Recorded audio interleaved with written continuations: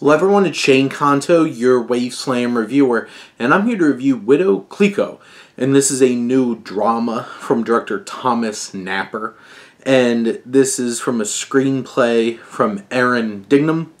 This is based off of the novel from Taylor J. Mazzio.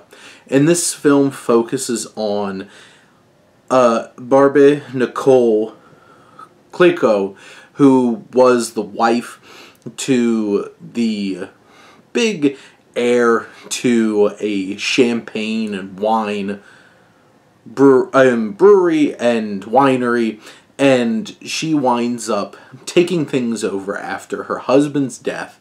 And this film kind of works in two parallel stories as we see her trying to make the most of this situation, reinvent and try to revolutionize champagne in the 18th century, while also cutting back through flashbacks to her love affair with her husband, played by Tom Sturridge. And we have Haley Bennett, who plays our main character here.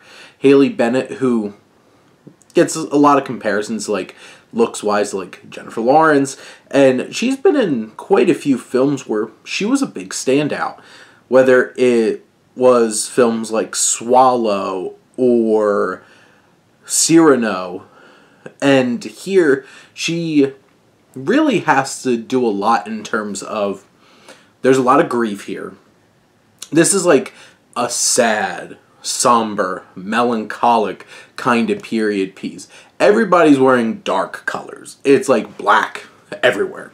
And it always seems to be, in this specific part, France very dim and dark, and it really sets the mood because her husband had a lot of horrible mental issues, and Sturridge does a great job of playing big to them, but Bennett has to be the one who carries the emotional weight of having that relationship, while also trying to keep a stiff upper lip as she's trying to run this winery where her father-in-law, played by Ben Miles, and a bunch of other men don't really want her to be in charge.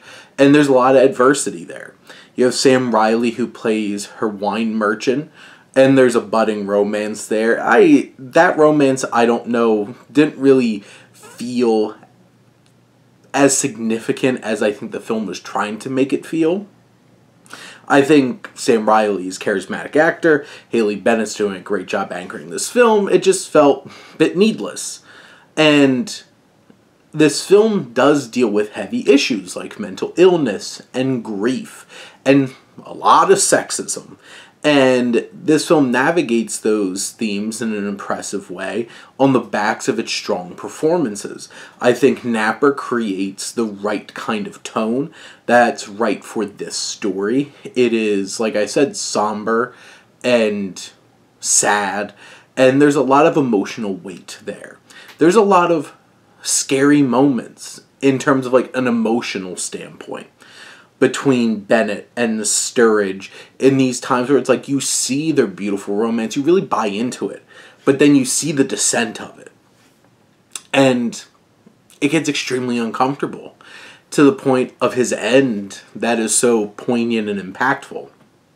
I think this film deals a little too much in tropes and familiar beats, and I don't know if it really feels particularly fresh. There's a lot of films that are better that have tried to tackle these themes, these ideas in this period setting.